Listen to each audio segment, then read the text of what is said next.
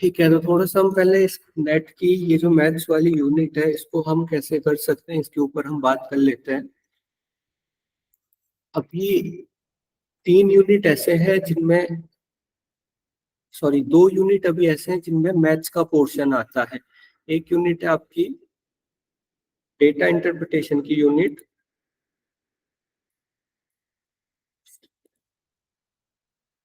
एक यूनिट है आपकी डेटा इंटरप्रिटेशन की यूनिट,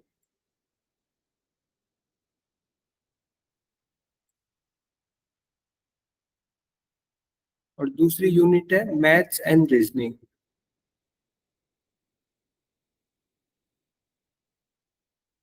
यहाँ पे आपको मैथ्स वाला पोर्शन मिलेगा। तो होता क्या है, अभी आप योगा में मास्टर्स कर रहे हो तो बहुत ज्यादा पॉसिबिलिटी है कि आप काफी टाइम से मैथ्स से दूर हो, और इस वजह से कई बार मैथ्स के क्वेश्चन में हमें डर लगता है या फिर हमारे कंसेप्ट बहुत ज्यादा क्लियर नहीं होते मैथ्स के। तो ऐसे में कई बार हम क्या गलती करते हैं, पूरी की पूरी यूनिट को कंप्लीट करने की कोशिश करते हैं। तो अभी थोड़ा सा हम इस पे डिस्कस कर लेते हैं, क्या हमें पूरी यूनिट कंप्लीट करने की जरूरत है। अगर हम टाइम के भी पॉइंट ऑफ व्यू से सोचे तो क्या सबसे बेस्ट वे हो सकता है इस चीज का। तो अभी देखिए, सबसे पहले हम मैथ्स और रीजनिंग की यूनिट की बात कर लेते हैं। मैथ्स एंड रीजनिंग करके ये एक यूनिट है आपके पेपर 1 में। यहाँ पे आपके 2 सवाल मैथ्स से रहते हैं और 3 सवाल रीजनिंग से रहते हैं, या फिर कभी कभी यूजीसी 3 सवाल मैथ्स वाले पोर्शन से दे देगी और 2 सवाल रीजनिंग वाले पोर्शन से दे देगी। अब यहाँ पे थोड़ी सी समझने वाली बात क्या है, ये जो मैथ्स वाला पोर्शन है यहाँ पे बहुत डीप क्वेश्चन आते हैं। आपकी 10वीं तक की मैथ्स पूरी, उसके कंसेप्ट क्लियर होने चाहिए, तभी आप ये मैथ्स के क्वेश्चन कर सकते हो। जिन लोगों ने इससे पहले एग्जाम दिया होगा, नेट का एग्जाम दिया होगा, काफी लोग यहाँ पे बैठे होंगे, तो जो मैथ्स के प्योर क्वेश्चन आते हैं वो बहुत कंसेप्चुअल आते हैं। उसके लिए पहली से लेकर 10वीं तक की पूरी मैथ्स पढ़नी जरूरी है। तो यहाँ पे हम क्या गलती करते हैं, इस पोर्शन को कवर करने की कोशिश करते हैं, और ये पोर्शन कवर करते करते आपके 3-4 महीने आराम से चले जाते हैं, और बदले में बस आप 2 या 3 क्वेश्चन बना पाते हो, और उसकी भी आपको गारंटी नहीं है, क्योंकि अगर थोड़ा और कंसेप्चुअल आ गया। अब जिन लोगों ने काफी टाइम से मैथ्स नहीं पढ़ी, लगभग सारी मैथ्स भूल गए, वो कैसे 2 से 3 महीने में 10वीं तक की पूरी मैथ्स कवर करेंगे, और कैसे उसमें हमें कॉन्फिडेंस आएगा। तो ये जो मैथ्स वाली यूनिट है, सबसे बेस्ट वे है नेट के पेपर में आप इसको स्किप कर दो। अगर आपको मैथ्स आती है फिर भी पढ़ने की जरूरत नहीं है, अगर आपको नहीं आती है फिर भी पढ़ने की जरूरत नहीं है, क्योंकि 3-4 महीने इसमें लगा के बहुत सारे चैप्टर है इसमें, परसेंटेज, एवरेज, और उसके बाद लाभ हानि ब्याज, चक्रवृद्धि ब्याज, उसके बाद टाइम एंड डिस्टेंस आ जाता है। तो ये सारी चीजें बहुत ज्यादा टाइम लेती है, और बदले में आपके 2 सवाल आ रहे हैं, 3 सवाल आ रहे हैं, उसकी भी गारंटी नहीं है। लेकिन जो रीजनिंग वाला पार्ट है, रीजनिंग वाला पार्ट हम इजीली कर सकते हैं, क्योंकि रीजनिंग वाले पार्ट में आपको पीछे से कोई बेस नहीं चाहिए। ऐसा नहीं है मैथ्स की तरह कि आप रीजनिंग पढ़ लो, पता चलेगा कि कुछ उसमें 8वीं की मैथ्स का बेस आ गया, 7वीं की मैथ्स का बेस आ गया, तो हमें पता ही नहीं, हम नहीं कर पाएंगे। रीजनिंग को आप कर सकते हो, रीजनिंग का एक डेफिनेट सिलेबस है। रीजनिंग में आपको अपने दिमाग को थोड़ा सा उसकी ट्रेनिंग करनी है, कैसे हम सवाल कर सकते हैं, बाकी उसमें आपको बहुत ज्यादा नॉलेज नहीं चाहिए। तो रीजनिंग को हम कवर कर सकते हैं, और रीजनिंग को कवर करने की कोशिश करनी चाहिए। लेकिन अगर हम स्ट्रेटेजिकली देखें तो मैथ्स जिन लोगों को आती है उनको भी करने की जरूरत नहीं है, क्योंकि अगर आपको आती है तो फिर क्यों आप 3-4 महीने इसमें खराब करोगे। लास्ट के एक हफ्ते में कुछ सवाल करके आप जा सकते हो, और जिनको नहीं आती उनको तो इस पोर्शन को छूना भी नहीं चाहिए। तो ये आपकी मैथ्स और रीजनिंग वाली यूनिट की बात हो गई। आगे हम इसी बात पे रीजनिंग कवर करेंगे, और मैथ्स के बस हम डाउट लेंगे कि जिन लोगों को आती है उनके हम कुछ डाउट ले लेंगे, जिनको नहीं आती कोई बात नहीं, 2 सवाल आप छोड़ के जा सकते हो, बाकी टाइम अगर आप कहीं और पे लगा रहे हो तो ज्यादा फ्रूटफुल है। तो आपको समझ में आया जो अभी मैंने बात की? Yes sir, yes sir.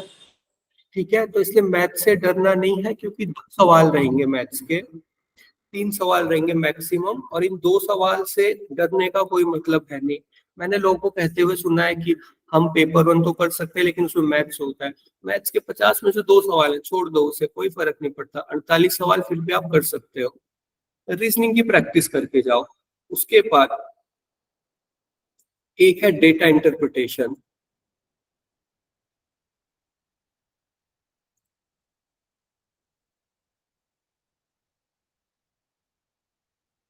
Data interpretation ये भी एक तरह की इसमें मैथ्स ही है, लेकिन अंतर क्या है, यहाँ पे आपके कंसेप्ट पूरे क्लियर होने चाहिए। जैसे और डेटा इंटरप्रिटेशन में मैथ्स में आपके कंसेप्ट की जरूरत नहीं है, बस आपको कुछ फॉर्मूले याद करने हैं और वो फॉर्मूले आपको लगाने आने चाहिए। जैसे फॉर एग्जांपल अगर मैं कह रहा हूँ 20%, तो अगर ये 20% मैथ्स के सवाल में लिखा हुआ आ रहा है, तो ये 20% का पूरा कंसेप्ट आपसे पूछ लेंगे कि परसेंट का मतलब होता क्या है, परसेंट को डेसिमल से क्या रिलेशन है, परसेंट का फ्रैक्शन से क्या रिलेशन है, इसको हम कैसे भिन्न में वो कर सकते हैं, परसेंट का परसेंट कैसे निकालते हैं। बहुत ज्यादा डीप पूरी 10वीं तक की मैथ पूछेंगे। लेकिन अगर डीआई में आपका प्रतिशत आता है, तो डीआई में बस आपको ये 20% का फॉर्मूला आना चाहिए कि कैसे इसको हम सवाल में लगा सकते हैं। तो डेटा इंटरप्रिटेशन में अगर आपने मैथ्स बिल्कुल भी नहीं पढ़ी है, बस आपको जोड़ घटाना भाग देना और गुणा करना आता है, तो हम अगले 2-3 क्लासेस में डेटा इंटरप्रिटेशन कवर करेंगे और आप एटलीस्ट 3 से 4 सवाल इजीली कर सकते हो। लेकिन कुछ चीजों का आपको ध्यान रखना है, जैसे कि जो भी मैं फॉर्मूले बता रहा हूँ, सबसे पहले वो फॉर्मूले आपको सारे याद करने हैं। ज्यादा फॉर्मूले नहीं है, 8 से 10 फॉर्मूले हैं। और फिर से मैं रिपीट कर रहा हूँ, जोड़ घटाना गुणा भाग, इसके अलावा कुछ नहीं चाहिए। 8 से 10 फॉर्मूले याद करने हैं। उसके बाद जितने मैं आपको क्वेश्चन बोलूंगा उनकी आपको प्रैक्टिस जरूर से करनी है। और हम क्वेश्चन ऐसे किसी बुक से उठा के नहीं करेंगे, प्रीवियस ईयर के जितने सवाल हैं 25-30 सवाल वो करेंगे, ताकि आपको विश्वास हो जाए कि हाँ उतने टफ क्वेश्चन नहीं आते, आप कर सकते हो। और फिर से एक और चीज, इम्पोर्टेंट ये फॉर्मूले रटना नहीं है, इम्पोर्टेंट है इन फॉर्मूला को अप्लाई करना, इन फॉर्मूला को सवाल में लगाना। वो तभी होगा जब आप मेरे साथ साथ प्रैक्टिस करोगे, और जितना आपको होमवर्क मिलेगा उतना आप प्रैक्टिस कर सकते हो। तो डेटा इंटरप्रिटेशन बहुत ज्यादा स्कोरिंग पार्ट है। क्यों स्कोरिंग पार्ट है? क्योंकि आप देखो टीचिंग कवर करने में आपको कितना टाइम लगा, फिर भी आप कॉन्फिडेंटली नहीं कह सकते कि मैं उसके 4-5 सवाल कर सकता हूँ, कर सकती हूँ। रिसर्च कवर करने में आपको लगे होंगे 20-25 घंटे। डेटा इंटरप्रिटेशन में मैं आपकी 3 घंटे की क्लास लूंगा, 1 घंटे हम फॉर्मूला पढ़ेंगे, 1-2 घंटे 1 घंटे प्रैक्टिस करेंगे। उसके बाद 3 घंटे के बाद डेली आपको एक एक सवाल करना है। 1 हफ्ते बाद हम फिर से इस डीआई को डिस्कस करेंगे, जो भी डाउट होंगे वो सारे हम डिस्कस करेंगे। तो मैक्सिमम आपके यहाँ पे 6-7 घंटे जा रहे हैं, और आप कॉन्फिडेंट हो जाओगे कि एटलीस्ट आप 3 या 4 सवाल तो कर ही लोगे डीआई के। अगर 1-2 सवाल बहुत मुश्किल से भी आ गए, तो 3-4 सवाल आप इजीली कर सकते हो। और अगर बहुत ज्यादा टफ डीआई आ गया, फिर तो कोई नहीं कर सकता, क्योंकि कई बार ऐसा भी होता है, लेकिन योगा में अभी तक कभी ऐसा नहीं हुआ। तो इसीलिए डीआई को इम्पोर्टेंस देना बहुत ज्यादा जरूरी है। कुछ टॉपिक ऐसे होते हैं, जैसे एक डीआई हो गया, एक कॉम्प्रीहेंशन हो गया, जो आपका गद्यांश लिखा हुआ आता है, तो उसको पढ़ के आपको 5 सवालों का जवाब देना है। लेकिन कॉम्प्रीहेंशन की भी हम प्रैक्टिस नहीं करते, हमें लगता है कि नहीं ये तो हम कर ही लेंगे, और कॉम्प्रीहेंशन की भी हम सवाल गलत करके आ जाते हैं। तो डीआई और कॉम्प्रीहेंशन, कॉम्प्रीहेंशन भी मैं आपको एडवाइस करूंगा अभी से थोड़ा थोड़ा दिन में एक बार कहीं पे कॉम्प्रीहेंशन अगर दिख रहा है, यूजीसी नेट का पुराना पेपर उठा लो और वहां पे कॉम्प्रीहेंशन के सवाल 5-10 मिनट लगते हैं, उसको पढ़ लो, उससे आपकी प्रैक्टिस हो जाएगी। और डीआई भी मैं आपको जितना बताते रहूंगा उतना आपको प्रैक्टिस करनी है। फिर से बोल रहा हूँ, कोई मैथ्स का बैकग्राउंड नहीं चाहिए, बस आपके 3-4 दिन आपको प्रैक्टिस करनी है। ठीक है, तो अभी तक किसी को कुछ पूछना है इतने में? No, हाँ sir. जी, No, sir. आप में से अमिता जी, आपने हैंड रेस किया है। नो सर, वो सडनली से हो गए। ठीक है, तो डीआई के सवालों में आपको 3 चीज मिलेगी। एक मिलेगा प्रतिशत, एक मिलेगा औसत, और एक मिलेगा आपको रेशियो एंड प्रोपोर्शन, अनुपात, रेशियो। और इन तीनों के आपको 8 से 10 फॉर्मूले याद करने हैं। तो आज हम देखते हैं कितने फॉर्मूले हम कवर कर सकते हैं। फॉर्मूले को थोड़ा सा, फॉर्मूले के पीछे का कंसेप्ट समझना जरूरी नहीं है कि वो फॉर्मूला कहाँ से आया, लेकिन वो फॉर्मूला क्या कह रहा है वो समझना बहुत ज्यादा जरूरी है। जस्ट आप मुझे 1 मिनट दीजिए।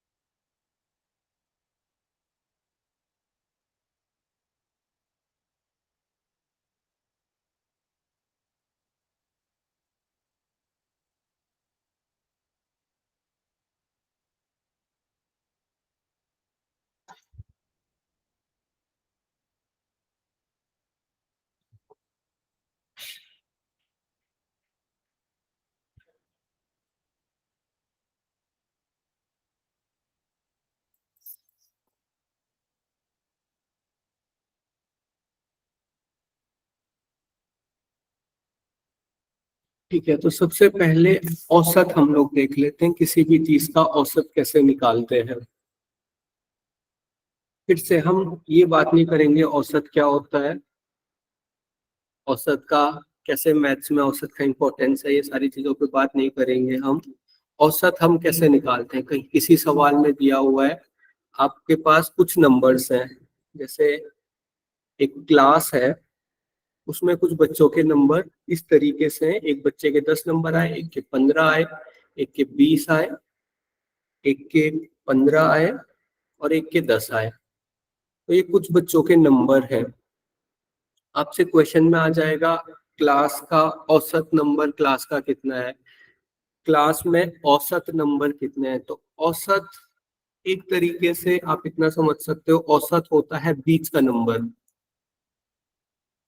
बीच का अंक कह सकते हैं हम, सेंट्रल टेंडेंसी से हम कहते हैं। तो इन सभी में बीच का नंबर, सेंट्रल वैल्यू कौन सी है, केंद्रीय अंक उसे हम कहते हैं। केंद्रीय जो वैल्यू है, सेंट्रल जो वैल्यू है, उसे हम औसत कहते हैं।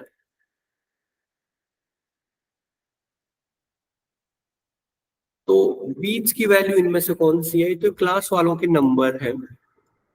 औसत हम कैसे निकाल सकते हैं, देखिए औसत के लिए जो आपको वैल्यूज दी हुई हैं, इनको सबसे पहले जोड़ लो। तो औसत का फॉर्मूला होता है sum of all values.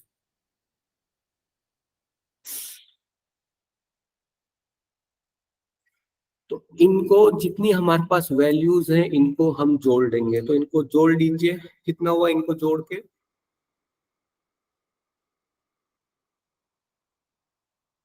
70. 70 sir. 70। ठीक है, मैं बार बार पूछता रहूंगा आपसे, साथ में करते रहिए। कहीं पे कोई डाउट है आप मेरे से पूछिए, क्योंकि अगर ये स्किप हो गया फिर जब हम क्वेश्चन करूंगा जब क्वेश्चन करेंगे तो आपको फिर प्रॉब्लम नहीं आएगी। तो ये 70 हो गया। उसके बाद total number of values, total यहाँ पे अंक कितने हैं? 1 2 3 4 5। तो टोटल कितने बच्चों के नंबर हैं? टोटल यहाँ पे कितने नंबर लिखे हुए हैं? 5। तो उसको हम 5 से डिवाइड कर देंगे, तो ये आपका औसत हो गया। ठीक है, 70/5। इसको सॉल्व कर लो तो ये आपका एवरेज हो गया। ठीक है, तो कितना औसत हो गया क्लास का? 14। 14 औसत हो गया। ठीक है, तो इस तरीके से हम औसत निकालते हैं। एक और चीज, जिन लोगों को ये बहुत ही बेसिक लग रहा है, हो सकता है कुछ लोगों को बहुत ही बेसिक लग रहा होगा, तो आप ये क्लास स्किप कर सकते हैं। जब हम क्वेश्चन करेंगे वहां पे आप हमें ज्वाइन कर सकते हैं, लेकिन फिर भी मैं बोलूंगा एक बार क्लास कर लो, क्योंकि हो सकता है कुछ फॉर्मूले आपको स्किप हो गए होंगे। तो इस तरीके से हम औसत निकालते हैं। फिर से एक क्वेश्चन, एक जो गांव है वहां की पॉपुलेशन है, वहां पे 2 लाख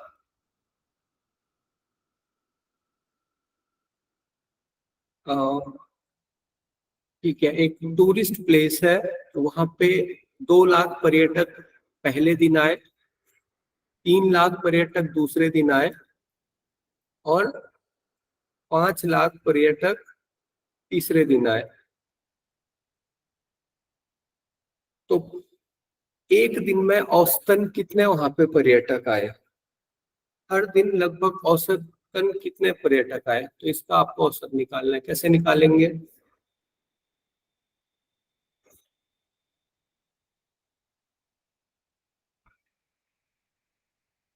सबसे पहले कौन सी वैल्यूज को ऐड करेंगे? पॉपुलेशन 8 लाख, सॉरी हाँ, 10 लाख बटे 3। 10 लाख बटे 3। Very good. तो सबसे पहले हम इनको जोड़ेंगे, 2 लाख प्लस 3 लाख प्लस 5 लाख, तो ये आपका 10 लाख हो गया। तो सम ऑफ ऑल वैल्यूज कितना हो गया? 10 लाख। और टोटल कितनी वैल्यूज है? 3 वैल्यूज है, तो बटे 3 करेंगे, 3.33 लाख। अब ये मैंने आपको लाख क्यों लिख के दिया? सवाल में आपके पास ऐसे ही कभी कभी आएगा कि एक कंपनी 2 लाख टन कपड़ा बनाती है, एक कंपनी 3 लाख टन कपड़ा बनाती है। तो ये लाख को आपको छेड़ना नहीं है जब तक कि बहुत ज्यादा जरूरी ना हो। ये लाख को ऐसे ही रहने दो, लाख को ऐसे ही रखो। और सवाल में आपका जो सवाल में लाख है, तो आंसर भी आपके लाख में ही आएगा। आपको कंफ्यूज होने की जरूरत नहीं है। किसी को कोई डाउट है? सर आंसर 3.33 है ना? हाँ, 3.33 लाख। ओके सर, जी सर। सर जैसे कि आपने बताया कि अभी इसमें हम कैलकुलेट करेंगे इन लैक्स, तो वो जो फिगर की कैलकुलेशन होगी वो नॉर्मल डिजिट्स जो दे रखी होंगी उसमें करेंगे, then we just need to put it there in lax, that's it last में, ऐसे ही? हाँ हाँ, वो जो लैख वहां पे लिखा हुआ है उसको आपको शिफ्ट नहीं करना है, उसको वहीं पे रहने दीजिए। ठीक है, और जस्ट डिजिट को कैलकुलेट कर दीजिए। बाद में हो सकता है ये 3.33 लाख की जगह जो आपका आंसर हो वो ओरिजिनल वैल्यू में हो, तो जस्ट हम इसको कन्वर्ट कर देंगे। तो ये बहुत इजी होता है कन्वर्ट करना, वो भी हम एक बार देख लेंगे जब हम क्वेश्चन करेंगे, पर फिलहाल आपको ऐसे ही करना है। आई जी जी। ओके, लास्ट क्वेश्चन करेंगे हम एवरेज का, उसके बाद हम जाएंगे प्रतिशत के ऊपर। ठीक है, फिर से क्लास का एग्जाम्पल, फिर से क्लास के मार्क्स का एग्जाम्पल। 13, 14, 20, 25, 45, 65। ये एक क्लास में मार्क्स आए बच्चों के। आपको एवरेज मार्क्स बताने हैं, औसतन मार्क्स बताने, तो कैलकुलेट कीजिए।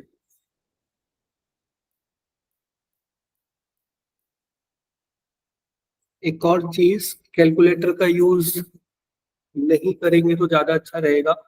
क्लास के टाइम पे आप लोग कर सकते हो, लेकिन मैं फिर भी आपको बोलूंगा कि आप खुद ही कैलकुलेट कीजिए, क्योंकि आप कितने भी अच्छे से समझ लिए, अगर आपकी कैलकुलेशन नहीं है तो एग्जाम में सवाल नहीं होंगे, क्योंकि एग्जाम में कैलकुलेटर मिलता नहीं है। तो बहुत लोग ये गलती करते हैं, उनको लगता है कि कंसेप्ट हमारा पूरा सही हो गया, लेकिन फिर एग्जाम में फंस जाते हैं कैलकुलेशन में। अब वहां पे तो कैलकुलेटर रहेगा नहीं, अभी से आदत डालिए कैलकुलेशन की, कोई बात नहीं, 2 मिनट की जगह 5 मिनट लगे, लेकिन खुद से कर।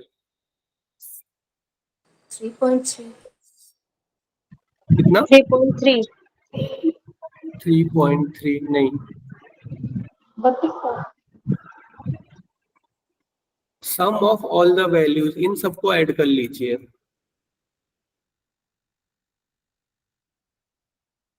13, 14, 20, 25, 45 एंड 65। तो इनको ऐड करके कितना आया? 182 182। 182 उसके बाद टोटल कितनी वैल्यूज है यहाँ पे? 6। 6 ठीक है, तो इसको डिवाइड करेंगे हम 6 से, तो ये आएगा 30.33। 3 पॉइंट में नहीं आएगा, 30.33। एक और चीज का हमेशा ध्यान रखेंगे, जो औसत का मतलब है सेंट्रल वैल्यू, जो आपकी बीच की वैल्यू है, तो वो सबसे छोटे नंबर और बड़े नंबर के बीच में ही होगी ना। अगर आपका औसत सबसे बड़े नंबर से और बड़ा जा रहा है या फिर छोटे नंबर से और छोटा जा रहा है, तो आपको पता चल जाना चाहिए कि कहीं ना कहीं मैंने गलती कर दी। औसत का मतलब बीच की वैल्यू। समझ आया? जी सर। औसत का फॉर्मूला लिख लो, sum of all the values upon total number of values. ये है sum of all values upon total number of values. ये औसत का एकमात्र फॉर्मूला है, यही टीआई में लगेगा। नेक्स्ट है प्रतिशत। प्रतिशत शुरू करने से पहले एकदम मैं बेसिक से बताऊंगा। कुछ चीजों का ध्यान होना जरूरी है। हम कंसेप्ट पे फिर से बात नहीं करेंगे, लेकिन कैसे हम वर्ड्स को यूज करते हैं प्रतिशत को दर्शाते समय। तो एक होता है प्रतिशत में टोटल, ठीक है। इसे हम जो टोटल है, हम ले लेते हैं किसी क्लास में टोटल 50 बच्चे हैं, ठीक है। यहाँ पे मैं 50 स्टूडेंट लिख लेता हूँ।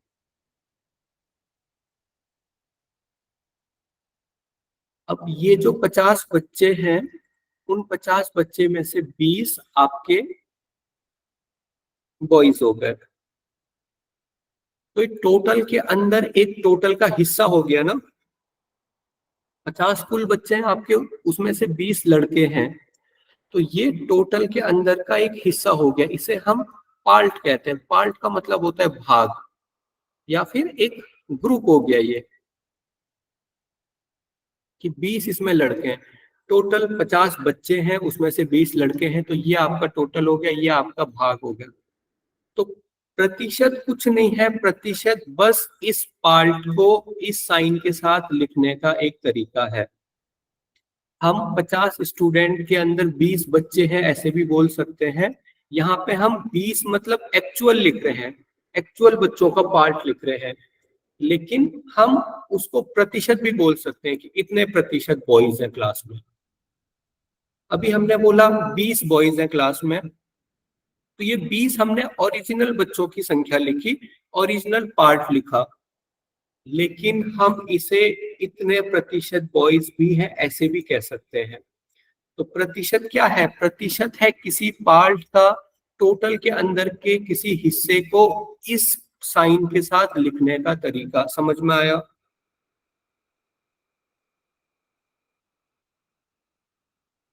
कोई डाउट है इसमें? एक और एग्जांपल, एक सिटी है, उसमें कुछ मेल्स हैं, फीमेल हैं और चिल्ड्रन है। सिटी की टोटल पॉपुलेशन है 10 लाख।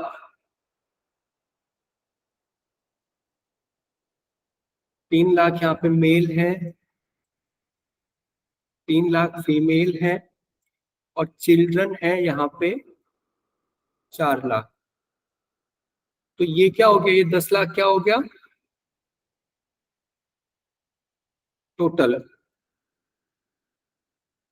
और ये 3 लाख क्या हो गया?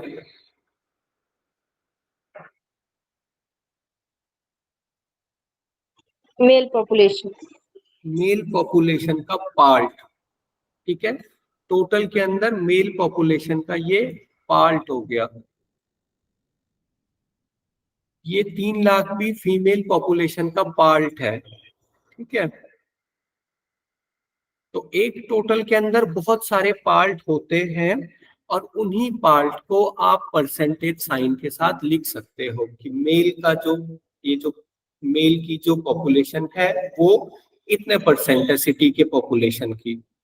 For example X%, female Y% और चिल्ड्रन Z%। ये जस्ट इस पार्ट को लिखने की एक कला है, एक तरीका है। इस परसेंटेज साइन के साथ लिखना है आपको। इसमें किसी को कुछ डाउट है? No sir. ठीक है।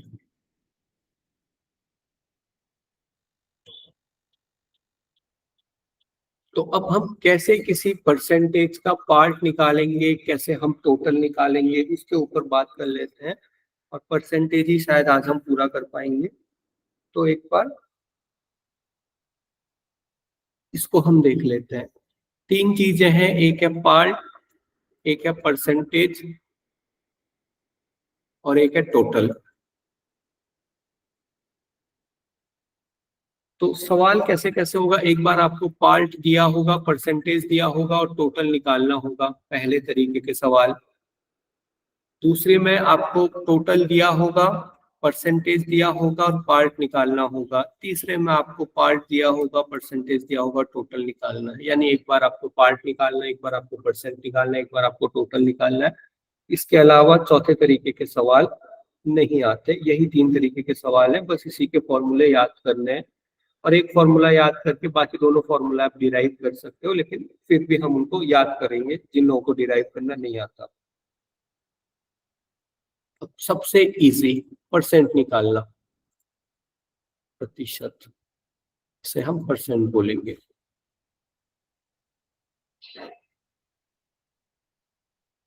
किसी कक्षा में टोटल 40 बच्चे हैं। 40 बच्चों में 10 लड़के हैं, तो आपको लड़कों का प्रतिशत निकालना है।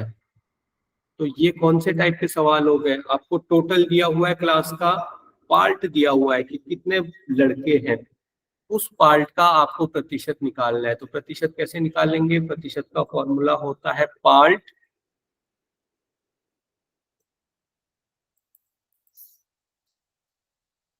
प्रतिशत का फॉर्मूला होता है पार्ट, यहाँ पे लिखता हूं मैं, part multiplied by 100 upon total. Part multiplied by 100 upon total. अब यहाँ पे पार्ट क्या है?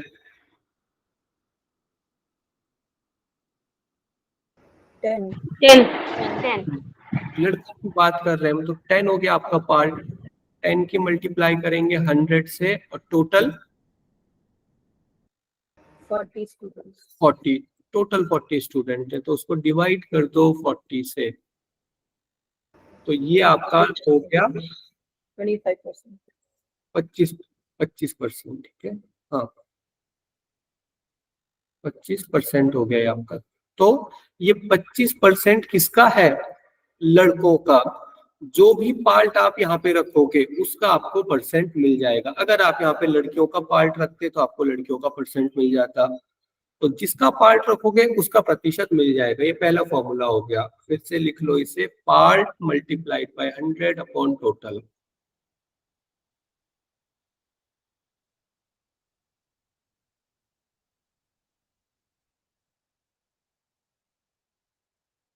ओके।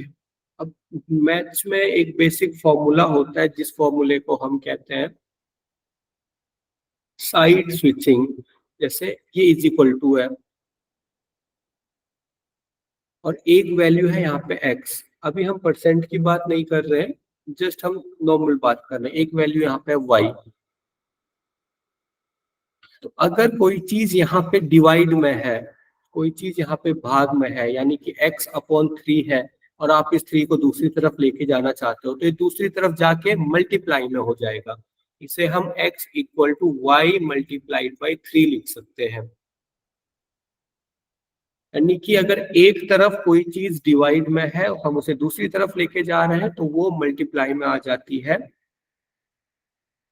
और ऐसे ही कोई चीज अगर दूसरी तरफ मल्टीप्लाई में है उसे दूसरी तरफ लाना है, जैसे यहाँ पे अगर x इंटू 2 लिखा रहेगा, ये दूसरा एग्जांपल है, इक्वल टू वाई, तो अगर हमें 2 को दूसरी तरफ लेके जाना है तो x equal to Y divide by 2। अगर एक तरफ मल्टीप्लाई में हो तो दूसरी तरफ डिवाइड में चली जाएगी, एक तरफ डिवाइड में हो तो दूसरी तरफ मल्टीप्लाई में चली जाती है। ये हम मैथ्स में बेसिक साइड स्विचिंग जब भी करते हैं तो ऐसा करते हैं। तो बस इसी से आप फॉर्मूले बना सकते हो, जैसे यहाँ पे परसेंट है इक्वल टू परसेंट। अगर आपको टोटल निकालना है तो टोटल को अगर दूसरी तरफ लेके जाएंगे तो टोटल ऊपर मल्टीप्लाई में चले जाएगा और परसेंट कहाँ आ जाएगा, नीचे डिवाइड में। एक मिनट जस्ट देखो, अभी हमें परसेंट का फॉर्मूला पता चला। परसेंट का फॉर्मूला था part multiplied by 100 upon total. अब हम टोटल को अगर दूसरी तरफ ले जाना चाहते हैं तो टोटल दूसरी तरफ कहाँ चले जाएगा, अभी ये डिवाइड में दूसरी तरफ कहाँ चले जाएगा, मल्टीप्लाई में। तो परसेंट इंटू टोटल आपका क्या हो जाएगा, पार्ट इंटू 100। ठीक है, इसको हमने जैसे कि तैसा रहने दिया। अब अगर हम इस परसेंट को दूसरी तरफ लेके जाएं तो परसेंट दूसरी तरफ कहाँ आ जाएगा, डिवाइड। ठीक है, तो यहाँ से मैं इसे हटा देता हूँ परसेंट को और इसे यहाँ पे लिख लेता हूँ डिवाइड में। तो ये आपका टोटल का फॉर्मूला मिल गया। तो टोटल इक्वल टू क्या है, टोटल कैसे निकालेंगे, टोटल निकालने के लिए पार्ट का मल्टीप्लाई करो 100 से और डिवाइड कर दो परसेंटेज से, तो ये आपको टोटल का फॉर्मूला मिल गया। टोटल से रिलेटेड कैसे सवाल पूछे जाते हैं वो हम अभी देखेंगे तो आपको और क्लियर हो जाएगा। जिन लोगों को ये स्विच करने में थोड़ी प्रॉब्लम हुई अभी हम आगे और करेंगे, बाकी अगर आपको नहीं भी आता है फॉर्मूला इनफ है 3-4 सवाल करने के लिए। ठीक है, कोई डाउट है इतने में, एक बार पहले हम ये टोटल से कैसे सवाल आते हैं वो पूछ लेते हैं, हम वो देख लेते हैं।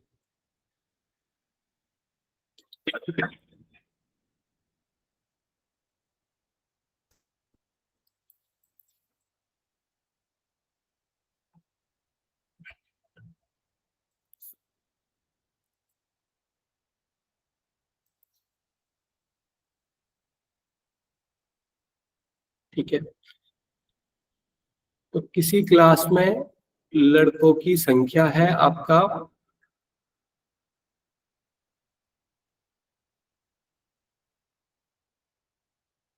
40 लड़के हैं, सॉरी थोड़ा इसमें नेटवर्क में प्रॉब्लम हो रही है। 40 लड़के हैं किसी क्लास में और उन लड़कों का प्रतिशत है 20%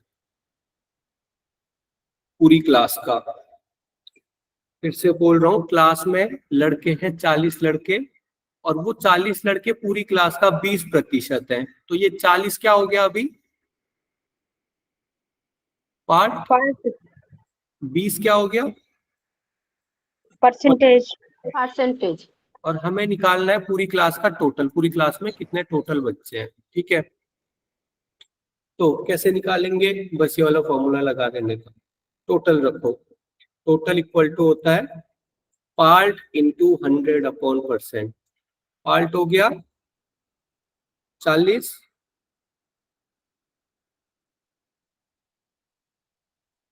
इंटू 100 अपॉन परसेंट, तो परसेंट जितना दिया हुआ है वो वहां पे देख के हम कर सकते हैं।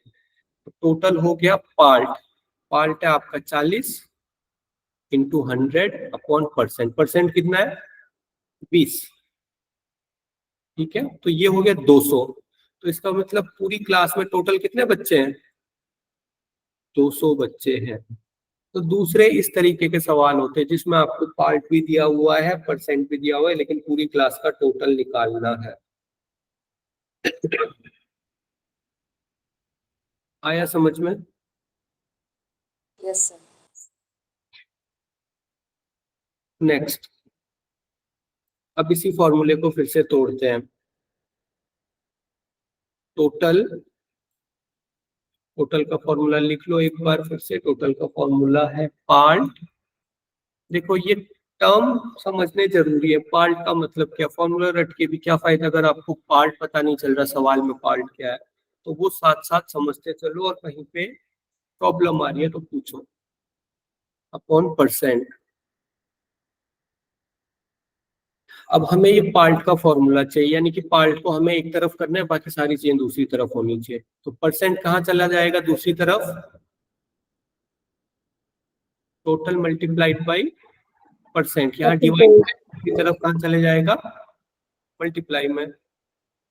100 कहाँ आ जाएगा, अपॉन में। अपॉन में, डिवाइड में, इक्वल टू पार्ट। तो पार्ट का फॉर्मूला हमें मिल गया। पार्ट का ये फॉर्मूला है, ये आप लिख लो। पार्ट का फॉर्मूला है total into percent upon 100। Part equal to total into percent upon 100। फिर से वही क्लास वाला एग्जांपल। क्लास में टोटल 200 बच्चे हैं। इन 200 बच्चों में 30% लड़के हैं। तो लड़कों का प्रतिशत पता चल गया। अब इन लड़कों की संख्या बतानी है। तो क्या पूछ रहा है आपसे, संख्या का मतलब एक्चुअल पार्ट पूछ रहा है। तो कैसे निकालेंगे, इस फॉर्मूले में रख दो। 200 गुणा गया 30/100, ऐसे ही करेंगे। तो कितनी हुई लड़कों की संख्या, नंबर 60। Very good. किसी को कोई डाउट है, कोई ऐसा है जिसको पता नहीं चल रहा है क्लास में क्या हो रहा है। अभी भी हम कवर कर सकते हैं, अभी बहुत ज्यादा डैमेज हुआ नहीं है, लेकिन हम थोड़ा और करेंगे फिर मुश्किल हो जाएगी। अभी भी आप पूछ सकते हो। ठीक है, जिनको समझ में आ रहा है बहुत अच्छी बात है। तो हमने परसेंट के सारे फॉर्मूले कवर कर लिए। 2 फॉर्मूले और बचे हुए हैं परसेंट के।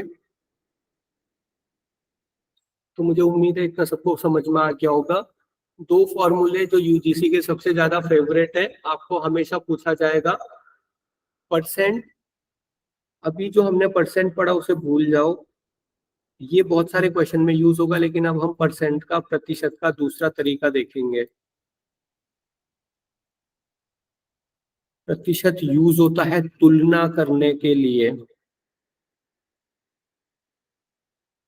तो तुलना प्रतिशत में 2 तरीके से की जाती है। एक होता है डायरेक्ट तुलना करना, और दूसरा होता है वृद्धि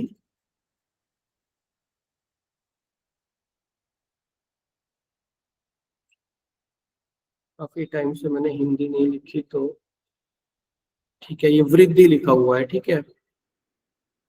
या फिर वृद्धि का अपोजिट हो जाएगा कमी। वृद्धि का अपोजिट क्या होगा, Which is increasing, decreasing? हाँ, इंक्रीज और डिक्रीज। हिंदी में वृद्धि कहते हैं हम, डिक्रीज को क्या बोलेंगे, घटना। क्या बोलेंगे, राग बोलते हैं। हाँ, हाँ में राग की रे, राग। हास, राग, राग। हास, ठीक है।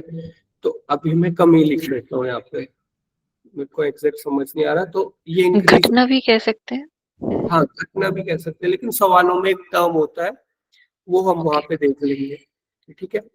तो एक है डायरेक्ट कंपैरिजन, डायरेक्ट तुलना की जाती है, और एक होता है इनडायरेक्ट, या तो वृद्धि पूछी जाएगी या तो कमी पूछी जाएगी।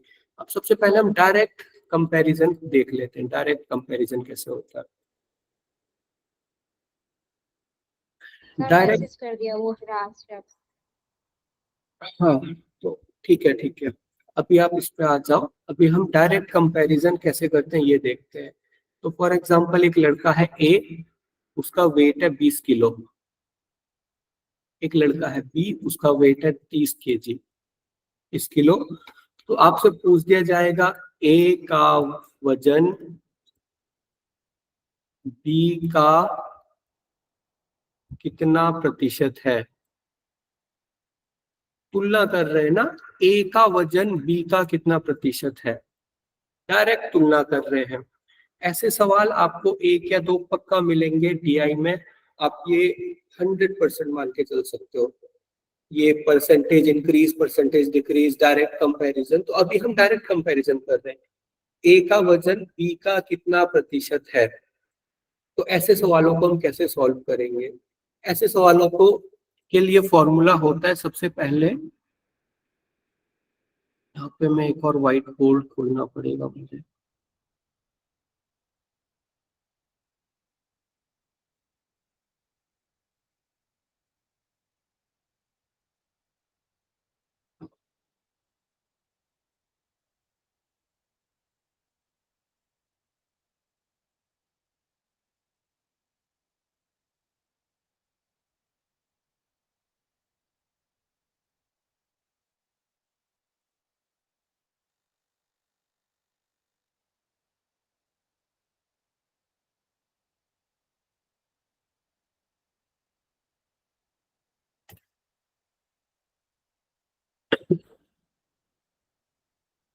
सॉरी, ठीक है, तो ये है हमारा A का वजन B का कितना प्रतिशत है। तो ऐसे सवालों में आपको थोड़ा सा कॉमन सेंस लगाना है। दो वैल्यूज होंगी हमेशा, ए और बी। एक वैल्यू होगी जो कि हमारी क्वेश्चन में मेन हीरो होगी। आपको ग्रामर में सब्जेक्ट और ऑब्जेक्ट पता है? सब्जेक्ट और ऑब्जेक्ट किसे कहते हैं हम? इंग्लिश ग्रामर में सब्जेक्ट किसे कहते हैं, ऑब्जेक्ट किसे कहते हैं, पता है इस बारे में? Yes. जो सब्जेक्ट होता है वो हमारे सेंटेंस में मेन टर्म होता है, हीरो होता है वो सेंटेंस का। और ऑब्जेक्ट का मतलब जो मेन नहीं रहेगा, लेकिन वो एक तरह से थोड़ा सा डोमिनेंट रहेगा, एक्टिव नहीं रहेगा, पैसिव रहेगा। तो वैसे ही दो चीजें हैं, एक है हमारा मेन टर्म, हमारे सवाल का हीरो जिसके बारे में बात हो रही है, जो हमारा सब्जेक्ट है। तो इसको हम कह सकते हैं, जिसको हम कंपेयर कर रहे हैं, जिसको कंपेयर कर रहे हैं, और यही आपका क्वेश्चन का हीरो भी रहेगा। इसको आप जैसे इजी वे में, जितना इजी वे में समझ सकते हो समझ लो। तो एक टर्म होगी जिसको हम कंपेयर कर रहे हैं, और यही हमारे क्वेश्चन का हीरो भी रहेगा, यानी कि क्वेश्चन इसी के ऊपर केंद्रित रहेगा। अब यहाँ पे आ जाओ, ए को कंपेयर कर रहे हैं या फिर बी को कंपेयर कर रहे हैं?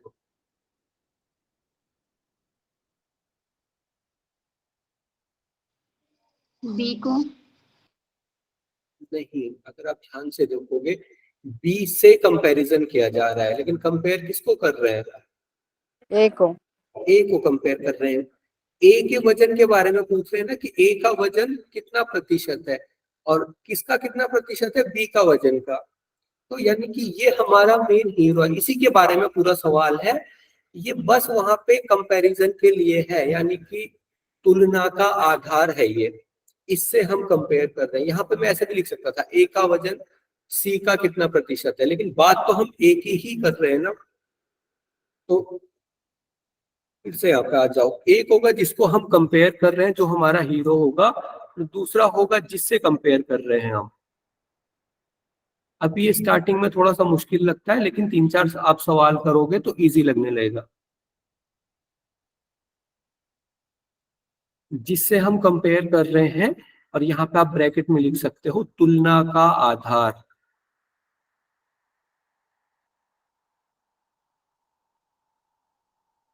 और इसको अपॉन में रखना है, यानी कि ऊपर हमेशा रहेगा जिसको हम कंपेयर कर रहे हैं, अपॉन में आ जाएगा जिससे कंपेयर कर रहे हैं, जो हमारा तुलना का आधार है। दोनों को इसको मल्टीप्लाई कर देंगे 100 से, और ये हमारा फॉर्मूला हो गया। अब एक बार फिर से मैं एग्जांपल लिखता हूं।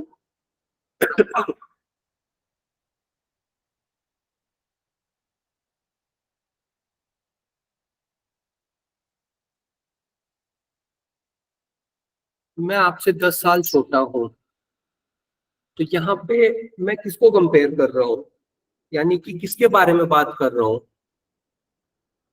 अपने बारे में, खुद के बारे में। है ना, खुद के बारे में बात कर रहा हूँ।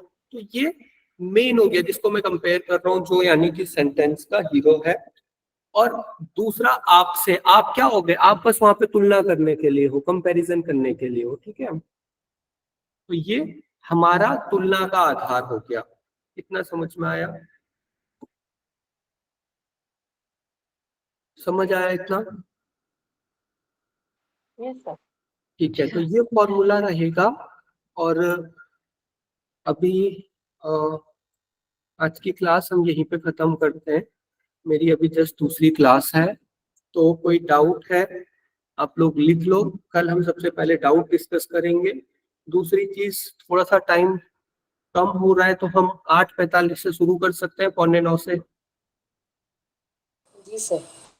आज क्लास ले सकते हैं सर, मैम ने मना कर दिया आज की।